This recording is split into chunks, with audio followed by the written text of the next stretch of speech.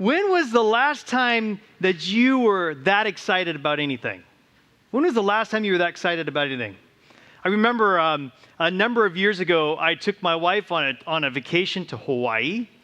And we like Hawaii because the water is warm, and so we'll do a lot of hanging out on the beach, and we go in the water. And I like to put on a snorkel mask and just kind of skim the top of the water, looking down at all the cool stuff down below. And one time, on one occasion, we were in Hawaii, and there's something really incredible happened. I had my phone in like this bag that was waterproof, and so I was taking video footage, and I want you to see what I saw. Watch this.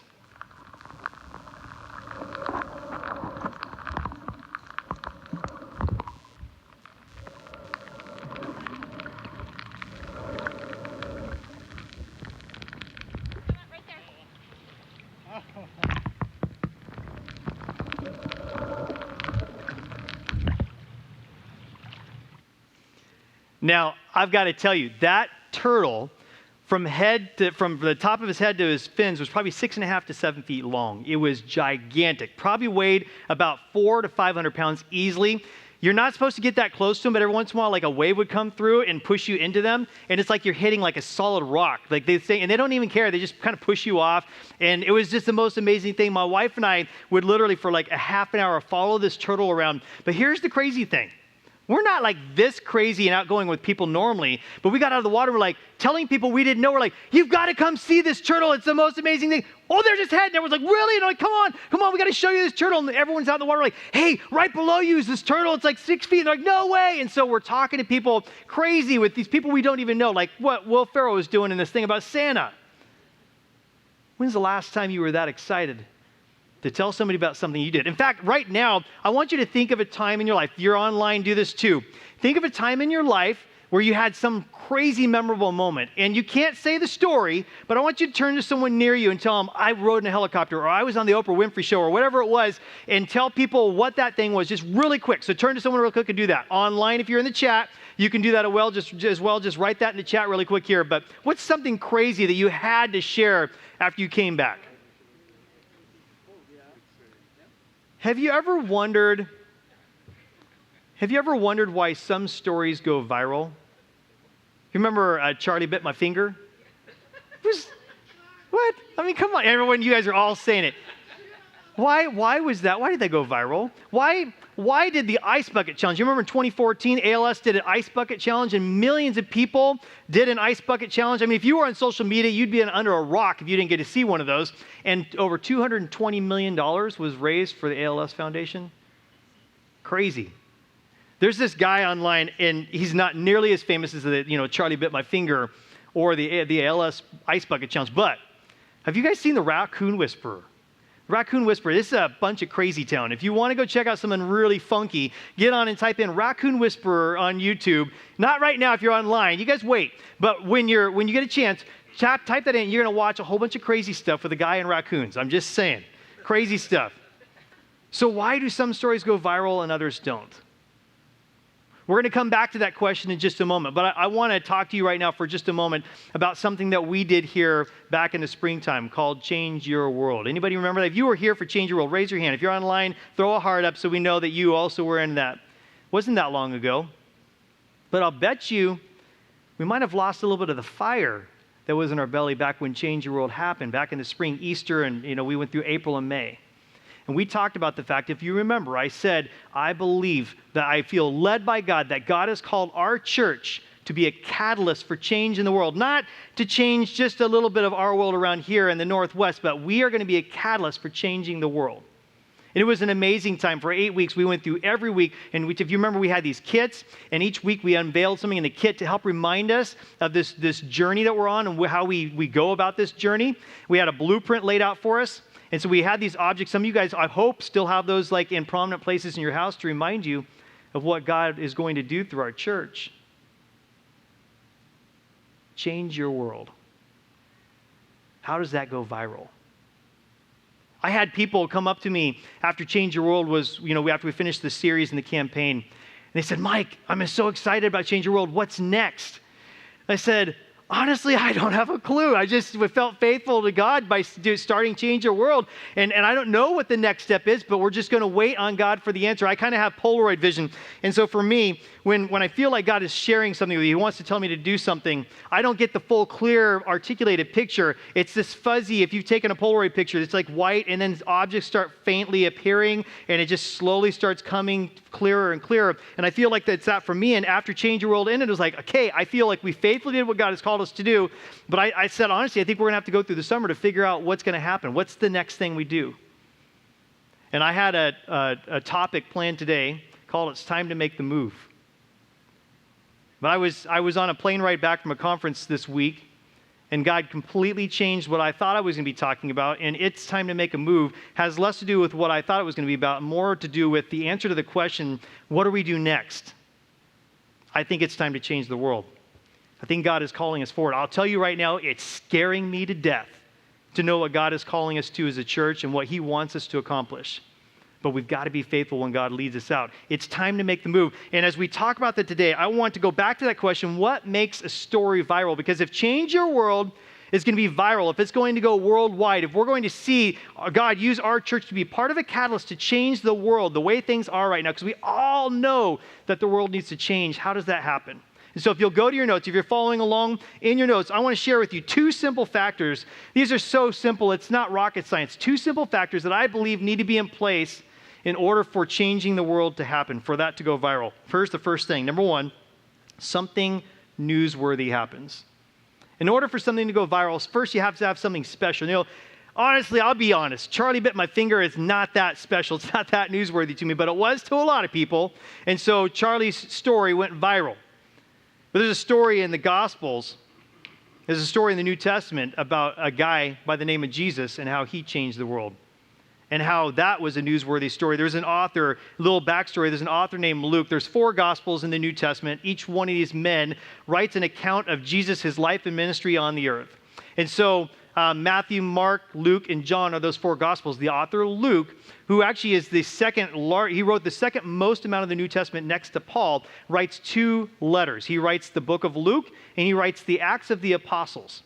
And he writes both these books to a man by the name of Theophilus. I don't know much about Theophilus, but he starts both books out by saying, I write to you, dear Theophilus. And so he's telling this story to Theophilus, whoever this guy is. And he writes the account, the life and ministry of Jesus and what he did on earth. And if you know the story, if you're familiar with it, the Easter story, Jesus comes, his ministry spreads the gospel to thousands and thousands of people. And then the unexpected thing happens. Jesus is arrested. And in 24 hours, he goes from the hero to, in a lot of people's minds, the zero. And he's hung on a tree and he's murdered for a crime he didn't commit, paying the penalty for your sin and for mine. And it seems like as Luke wraps up his story, like that it's this desperate, like what's going to happen next? We thought this was the Messiah. But then in an unexpected turn of events, Jesus comes back to life after 3 days. And Luke writes about Jesus meeting up with his disciples after he rose from the dead. I want to pick up with you as Luke kind of winds down the Gospel of Luke in chapter 24, verses 50 through 53. If you want to follow along with me in the notes, this is Jesus. It says, then Jesus led them, talking about his disciples, to Bethany, and lifting his hands to heaven, he blessed them. While he was blessing them, he left them and was taken up to heaven. He literally floats off. He just kind of starts levitating. He starts going up, bye, and away he goes. So they worshiped him, the disciples, and then returned to Jerusalem filled with great joy. And they spent all of their time in the temple praising God. And so Luke wraps up his gospel, and I kind of think of this story. It reminds me a little bit of like an action series on TV. I'm watching right now The Blacklist. Have you guys seen The Blacklist? And so when you get to the end of a season, what ends up happening is they leave you hanging on a cliff for the next season, to wait for the next season. And I think this is a lot of what the way Luke has written this, is Jesus comes, he does his thing, he dies on the cross, he rises from the dead, and he leaves. It's like, well, wait, what's next? What, is that the end of the story? Is that all there is? And it's not, because he comes back for season 2 with the book of Acts. And you'll see this also when you see a season premiere on TV. They kind of go back and kind of show you some scenes and remind you of what has happened. And every once in a while, they'll even come in and kind of give you a little backstory about stuff you didn't see to kind of explain what's about ready to happen next. That's what Luke does. We're now in the book of Acts. He's writing again to Theophilus, and he's talking about the account of Jesus again with his disciples after he rose from the dead. He's with his disciples getting ready to go back to heaven. And this is what Jesus says, as we pick up in verse 8, this is what Jesus says directly to his disciples. But you will receive power when the Holy Spirit comes upon you, and you will be my witnesses, telling people about me everywhere, in Jerusalem, throughout Judea, in Samaria, and to the ends of the earth. After saying this, he was taken up into a cloud while they were watching, and they could no longer see him. As they strained to see him rising into heaven, I could just see he's going up, and they're just kind of like looking like, is that still him, or is that a bird? Like, I don't know. As he's straining their eyes, as he's rising into heaven, two white-robed men suddenly stood among them. A little bit extraordinary. Men of Galilee, they said, why are you standing here staring into heaven? So here's what's going on in the story.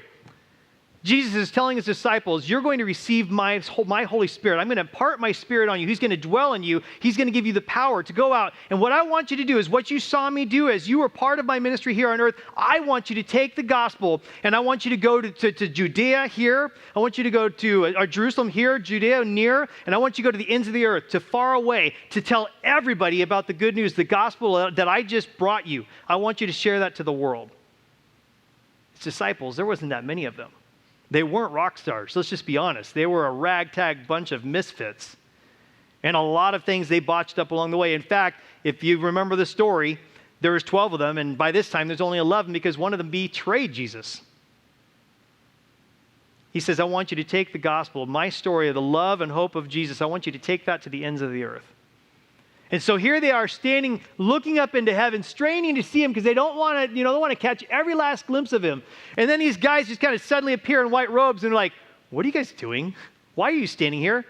What did he just tell you to do? There is a job to be done. I want you to get out. It's time to go out. It's time to tell the world. So something newsworthy has to happen first for a story to go viral. I think we could argue pretty well that something newsworthy had just happened. Jesus' ministry, his miracles that he performed, and then dying on a cross, and above all else, rising from the dead, proving he has victory over sin and death. How in the world? What a miracle. And then they watch him physically rise up and disappear into heaven. I think that's newsworthy. Do you? Here's the second factor for a story to go viral. If you want to write this in your notes, someone tells about it. Guys, this isn't rocket science. First, something newsworthy has to happen. Second, someone tells about it. How in the world did Charlie Bit My Finger go viral? How in the world did the ALS challenge go viral without people calling someone else to do the challenge? How in the world are you going to know about the Raccoon Whisperer except for that I told you? In order for something to go viral, someone has to share it. We have this little button when we're in social media. You can like, love, or share, right? Share. It's that option on social media. But in our life, Jesus has given us the message of the gospel. He's done something new in our lives. We have something newsworthy to tell a story about. But the only way that story goes viral is if we share it. We have to tell. If you look at the book of Acts, you study it, they start in the beginning of the book of Acts with about roughly 120 believers in Jerusalem who are scared to death. They're meeting in private.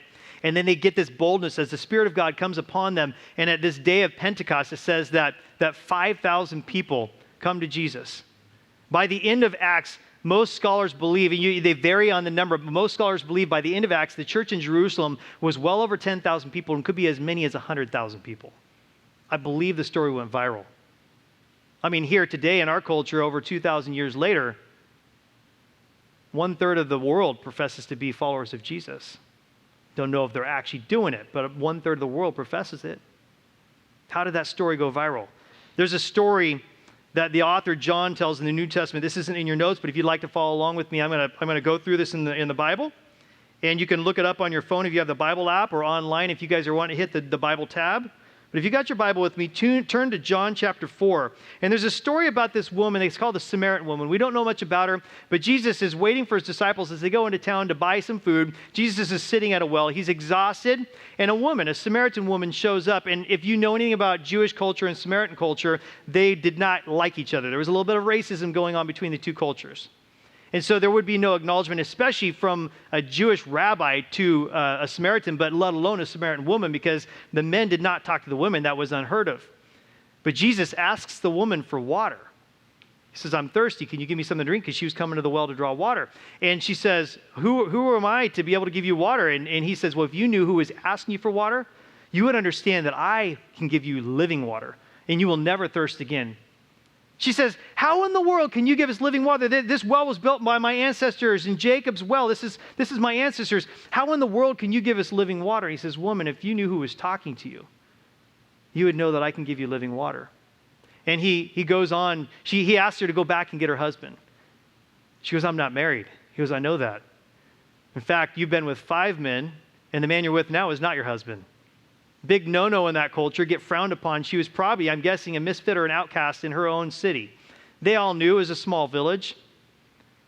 Jesus says, I give you life. I am the Messiah. And she's just blown away. I want to share with you what happens. If you look at John chapter 4, we're going to pick up in verse chapter 28. It says, the woman left her water jar beside the well and ran back to the village telling everyone, come and see a man who told me everything I ever did. Could he possibly be the Messiah? So the people came streaming from the village to see him. Now, this woman did not have any clout in town. She was probably the lowest in society, probably on the outside of any kind of social circles. What gave her the boldness to come back and share with the town, the people that did not respect her, come and see a man who told me everything I ever did. Could he be the Messiah? Could he be the one that could save all of us? She wasn't selfish. She went out and shared the message boldly, in spite of the fact she could have definitely received some ridicule for it. But you know what happens in that story? If you pick up to verse 39, it says this, many Samaritans from the village believed in Jesus because the woman had said, he told me everything I ever did. Her village was transformed because she wasn't selfish with what Jesus had given her. Many of the people in that village owe their very life to her boldness. We have a story to tell. It's time for it to go viral. It's time for us to change the world. I want to point out to you in your notes, there's a passage from Joshua in the Old Testament. Sometimes when something great happens in our life, I'll just go back to that turtle video that I just showed you. Seeing that again brought it back. After the event happens and it goes away and it becomes distant in my memory, it begins to have less effect and it's not as exciting and as cool. But when I go back and I relive in my mind that first experience, it all just floods back again. And I think sometimes when it comes to our faith, and the message that we have that Jesus has given to each one of us, the distance between now and the time when that action actually happened in our life begins to fade, become apathetic. We begin to say, yeah, it's a great thing. We know in our minds it was a great thing, but do we feel it in our hearts? Does it ever bring us to tears again to know that the God of the universe loves us so much? He wanted a relationship with us. He gave his only son. You could never imagine the kind of love that God had for his son Jesus because you never have shared that kind of love for your own children as much as you love them. And he gave him freely for people who rejected him so that we could have an eternal relationship with him. Does it make you excited to think about what he did for us? Do we have something to share? We have to share the message. In Joshua chapter 4, the Israelites had been led out of Egypt years before, but now they're getting ready, 2 million people, to cross the Jordan River at flood stage to be able to go in the promised land because they didn't have bridges to go over at that time. And God does this miraculous thing. That they bring the Ark of the Covenant to the shoreline, and the waters of the Jordan River part, and they are able to walk across the Jordan bed on dry land, all 2 million of them. And God instructs Joshua, I want you to send some men back into the middle where the Ark of the Covenant is there because the priests were holding it there as the people came across. I want you to send them back into the middle of the Jordan River to grab 3 or 12 large stones, 1 stone for each tribe of Israel to represent each tribe. And I want you to bring them out. And here, I want to show you in Scripture what it says. Joshua chapter 4 and verse 4. So Joshua called together the 12 men he had chosen, 1 from each of the tribes of Israel. He told them, go into the middle of the Jordan in front of the ark of the Lord your God. Each of you must pick up 1 stone and carry it on your shoulder, 12 stones in all, 1 for each of the 12 tribes of Israel. We will use these stones to build a memorial In the future, your children will ask, what do these stones mean? Then you can tell them. They remind us that the Jordan River stopped flowing when the Ark of the Lord's covenant went across. These stones will stand as a memorial among the people of Israel forever. If you've got a story to tell, if God did something great in your heart, if you had something exciting that completely revolutionized and changed your life, but you've forgotten about it, you need a marker. You need something to remind you to come back to that. Those pictures and videos like the one I just showed you, those are markers that can remind us of something and bring us back to the moment. Change Your World happened 4 months ago. Honestly, even for me, life gets busy and it starts to become something that fades away, but there's one thing that constantly keeps it at the top of my mind, and every day, almost every day since Change Your World ended, there's been something that daily reminds me that it's our responsibility, that God has called us to change the world. It's simple. We gave out these silicone bracelets, and I wear one every day. Every day I put this on. As I put it on, I don't really think about it much during the day, I'll be honest with you, but every morning when I put it on, I see the words, change your world. And I'm reminded of the fact that God told me that we are going to change the world. Don't ever forget it. Don't ever forget it. God is going to use us to change the world. Do you believe that the same power that rose Jesus from the dead can be working in our lives too today? God wants to do something great. Our world is in desperate need of the hope of Jesus. But we've got to be willing to step out. We've got to make a move. If you don't have anything exciting to share, I think you need to go back and remember what Jesus did for you. Remember where your life would be. These last 2 years have been rather difficult for my family, I'm sure as well for yours. But the one thing that I hang on to more than anything else is that I believe God has led us to this place and God is holding us. He's guiding us through the path that we're on right now on this journey. I have no doubt in my mind. And even when I have bad days, there are days that my wife and I are just weeping because it's just a struggle. And we're trying to get through it. We're just going to plug through and take it the next step that it needs to go. But the one thing that we hang on to is the hope that God is going to work through us. The same God who's worked in our life and been faithful all these years is going to be faithful to complete his job in each one of us. And I cling to that. Don't ever be tempted to go out to share an underwhelming story with the people in your life. If you're not that excited about your relationship with Jesus, keep that to yourself. Honestly, you're not doing God any favors. Yeah, you can come to my church, if you want to, if you're interested, if you have enough time, or, it's cool, I guess, Are you a Christian? Yeah, I read my Bible every now and then, and, it's cool. Jesus is my dude, he's cool. Don't share that with other people. Keep that to yourself. But if you have a radical story of life change, that Jesus did something in your life, and he is the very breath that you breathe, like that song we just sung, you're the breath in our lungs, we pour out our praise. If that's what you feel, and you can't hold it inside, you can't contain it, much like my wife on that beach years ago when that turtle brought its head up and we went down and looking for it, we're telling everybody on the beach, we were nuts and crazy, walking around everybody, you've got to come see this turtle. It's the most amazing thing. And if you don't have a story about Jesus like that, you need to pause. Maybe it's a little time to have a come to Jesus moment in your own life. Maybe the best thing that you can do today is go home and spend some time in private, praying to God, reminding yourself of the sacrifice that he made for you, the depth of his love and the change that he's brought to your life. So that when you have an opportunity with the people in your life to share your hope in Jesus, it's natural, it's not forced, it comes out. You can't help but talk about it in every conversation. When my wife and I were dating, and I was obsessed, preoccupied all the time, always Sandy, thinking about her all the time, and I can't wait to go hang out with Sandy. That was always on my mind. And when I talk to people how you doing? I'm doing good. I'm dating a girl, her name's Sandy.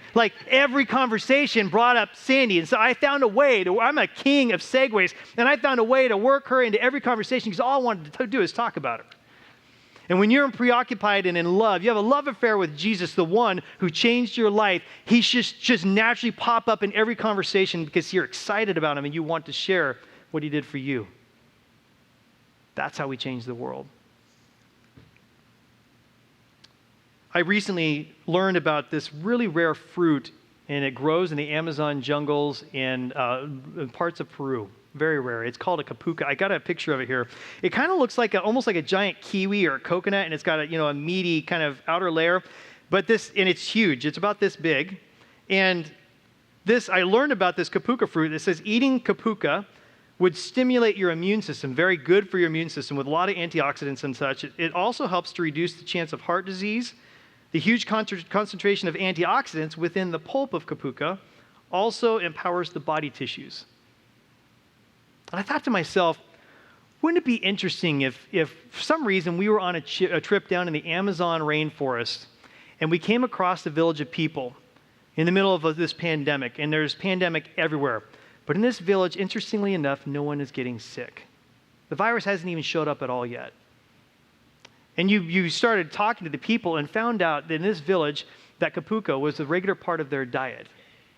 And it dawned on you, I think this kapuka fruit might be the cure to the COVID-19 virus. And you started working with people who knew how to do it, and you were able to concentrate it and put it into pill form. And you guys found that if you gave someone who had COVID 1 pill a day, 24 hours a day, for 3 days, that it would completely cure them of all symptoms. They would go back to complete normal in their health. And we could eradicate the coronavirus. What would you do? Would you share it? I don't think there's any question in our mind. We would share that, right? Well, hold on a second before you make your decision. Don't go too quickly on this, because in a world where right now it's hard to trust those sources, like where's truth and information, your information that I found the cure to COVID might seem too good to be true to some people. And when you share it, they're like, nope, Snopes already proved that wrong. Like, you don't know how people are going to respond to that. And some people might ridicule you. They might actually trash and defame your name because this person is spreading false information because this fruit is not going to cure you. Do not take it if you got COVID-19. It's not going to help you. Would you stop? If you faced ridicule, if you faced a bad reputation because you were convinced that you had the cure, how many times did you face adversity before you would share it because it could literally change the life of every person in this world? My friends, there is a pandemic, and I'm not talking about COVID-19. There is a darkness, a depression, and great fear. And Satan is wreaking havoc, and he's having a heyday right now. And he's spreading a pandemic of fear rather than faith in Jesus. And we have the cure.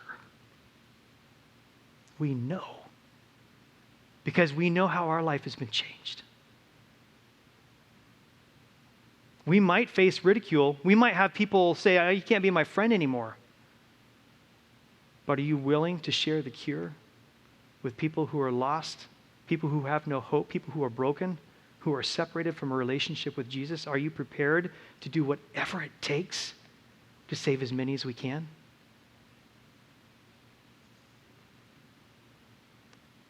In your notes, the author Paul in 2 Corinthians chapter 5, he's addressing the church in ancient Corinth. He says this in verse 14, either way, Christ's love controls us. Since we believe that Christ died for all, we also believe that we have all died to our old life. So, he says, we are Christ's ambassadors.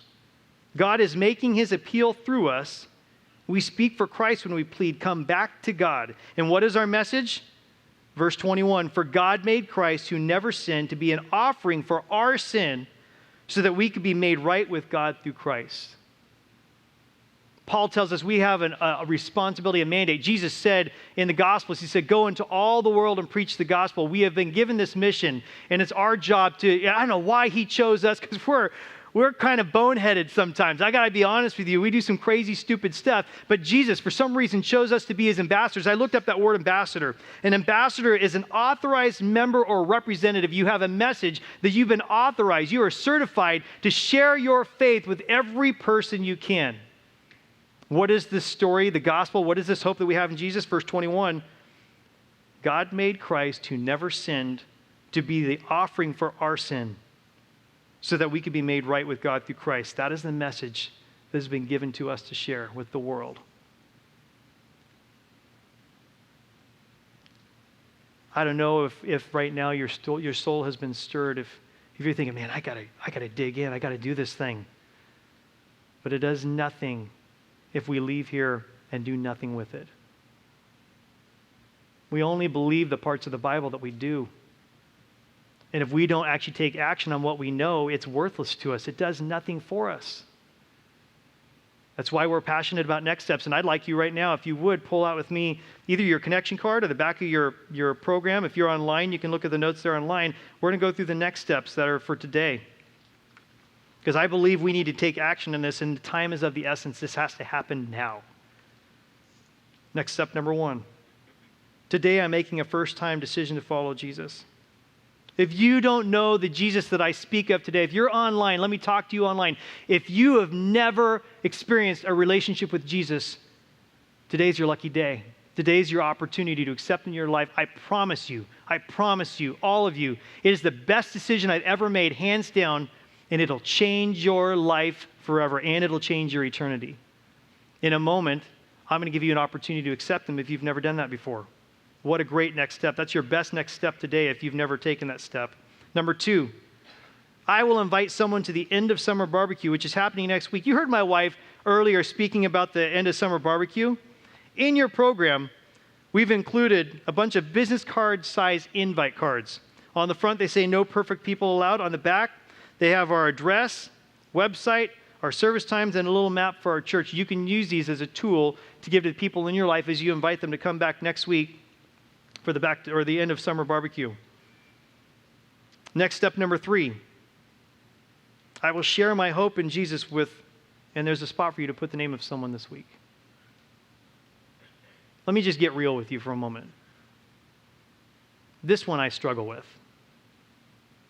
I struggle with this one because my life is so busy in doing church work that I'm not actually out there hanging out with the people that I know who need Jesus in their life.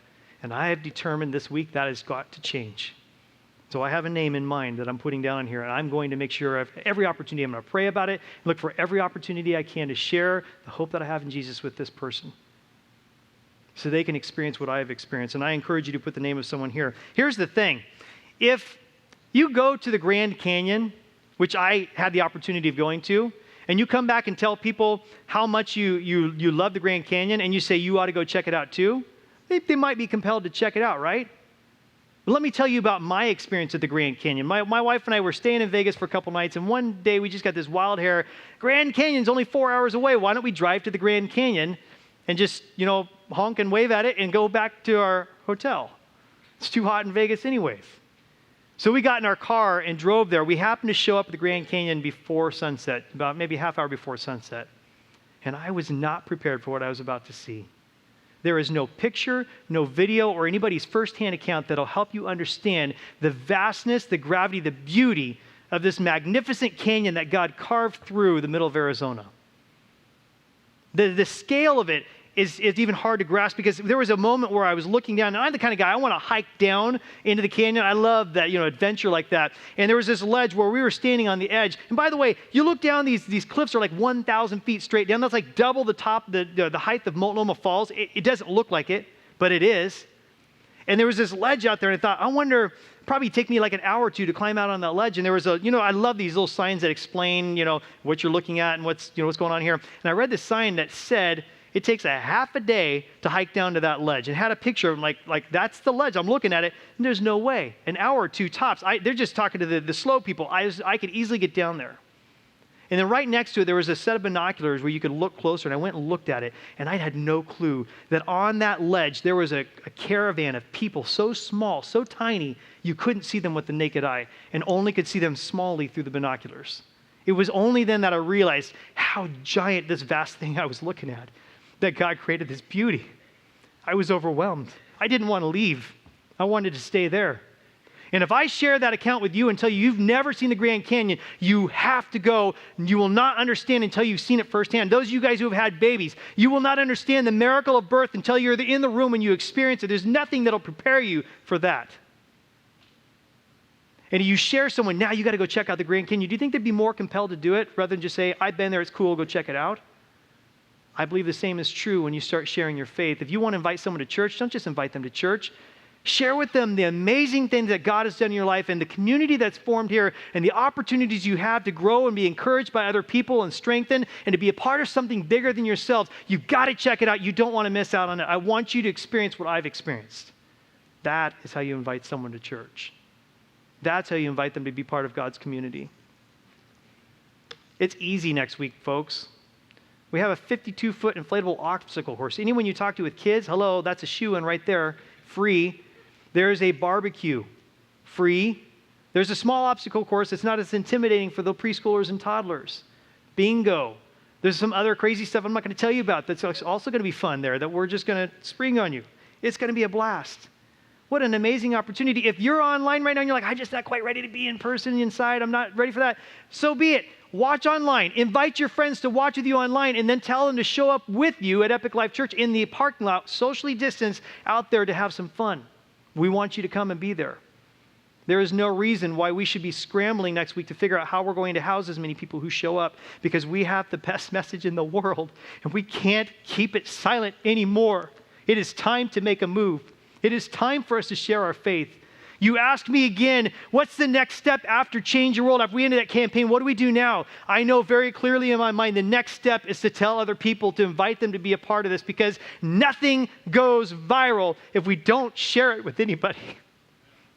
It is time. Every one of us should resolve that we will not come back here without giving our best attempt to try and bring people that we know, who we love, our friends, our family, our coworkers, the people who we wait on us at the restaurant, and share with them the love of Jesus that he has given us in our lives and invite them to be a part of this amazing thing. Next step, number 4 in your notes. I will memorize 2 Corinthians 5:20 this week. That's that verse mixed in the bunch of the last verses there. I want to read it to you again. So we are Christ's ambassadors. God is making his appeal through us. We speak for Christ when we plead, come back to God. Remember that verse. Remember that you are God's ambassador, authorized members or representatives of his message, and he has called us to share it. I want you to commit that to memory. This is the first step to change in the world. This is where we start. I want to point out to you, nothing else we do will matter if we don't start here. Who cares if we got the best thing in the world here if no one knows about it? Who cares if you got the cure for COVID-19 if you keep it with your close friends and family? You have to share the word when you've got a great message. You have to share it.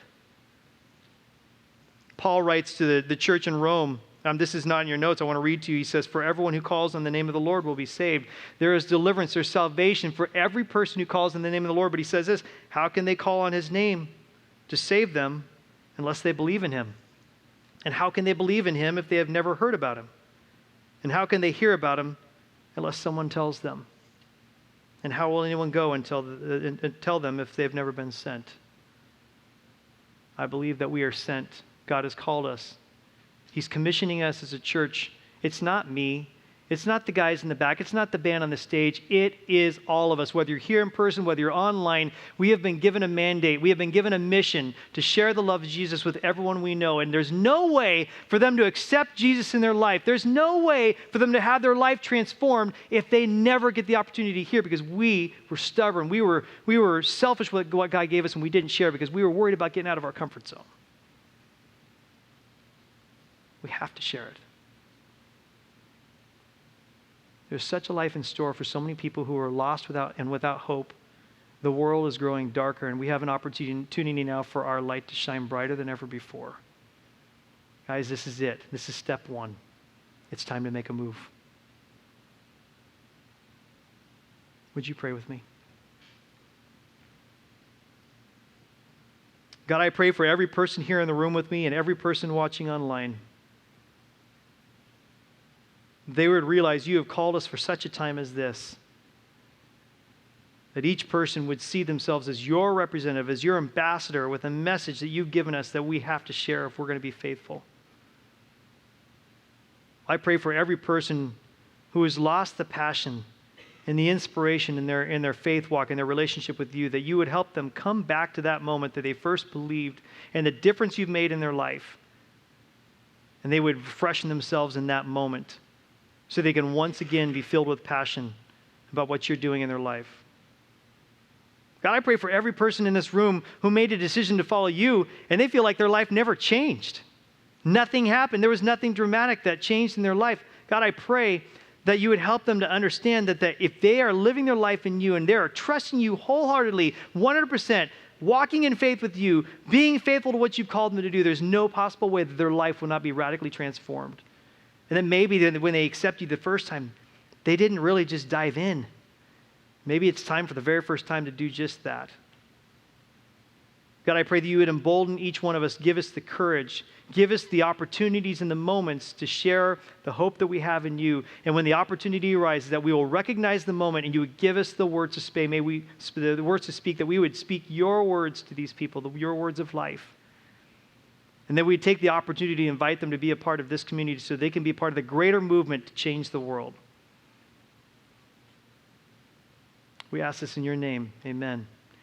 I want to pause right now and just offer an opportunity for anybody. I said I would do this. If you've never made a decision to follow Jesus, if you've never had him radically transform your life, you have that chance today. If you're listening online, this is your opportunity. I'm just going to say a quick, simple prayer. And as I say this prayer, it's your opportunity to acknowledge your need for God in your life, to accept him into your life, to do your best to want to live your life from, not going to be perfect. You're going to make I'm the king of bonehead, and you're going to make a lot of boneheaded moves. But God will still use you as long as you keep coming back, get back up, and heading towards him. So I'm going to offer you that opportunity right now. If that's you, would you pray with me? Dear Jesus, thank you for saving me. I believe in you, your life, your death on the cross, your resurrection. I recognize that I'm a sinner. I'm incomplete. I am broken without you. So today I ask you to forgive me of my sins. Let the sacrifice you made on that cross 2,000 years ago wash away my sins, pay the penalty for them. I'm asking, God, that you would let me have your spirit living inside of me today, from this day forward. As best as I know how, I want to live my life for you. I surrender to you today. Lead me and teach me to follow you. I ask this in your name. Amen.